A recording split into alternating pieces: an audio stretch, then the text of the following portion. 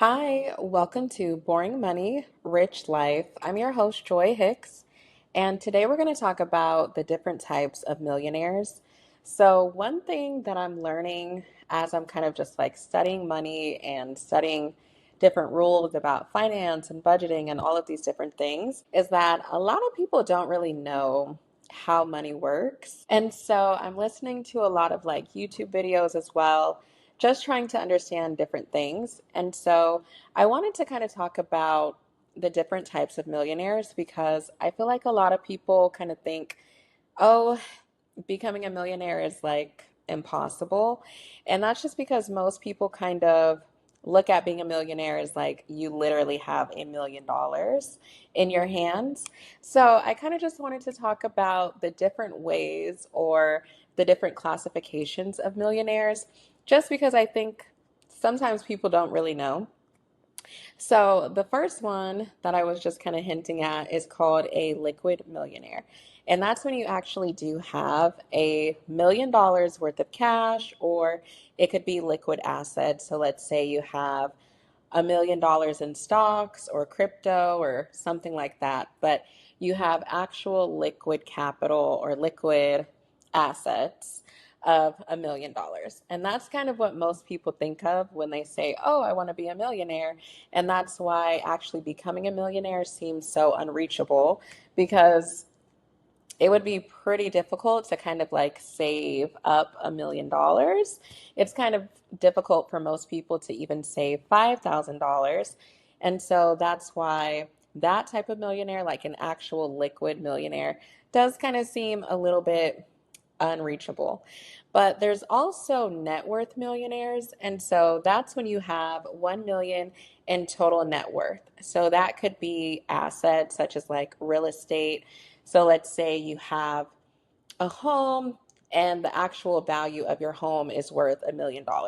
Technically, your net worth would be $1 million. Like, again, you might not have $1 million in cash, but if you ever decided to sell that home or something like that, then technically you would have access to $1 million.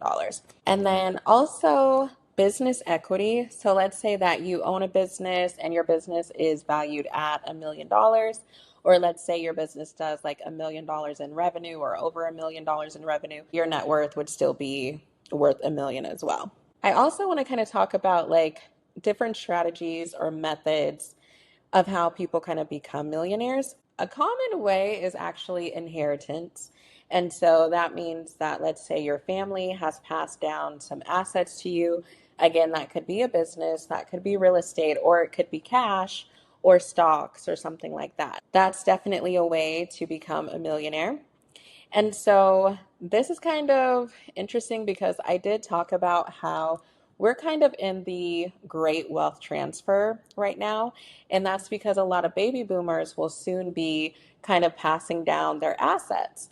Now, there could also be times where somebody owns like a lot of property, they're getting older and they just want to sell it.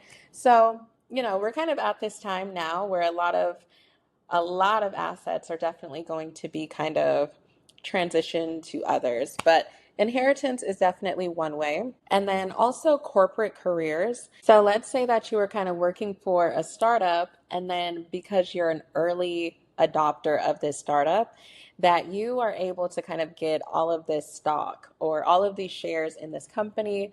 And then let's say that this company goes public.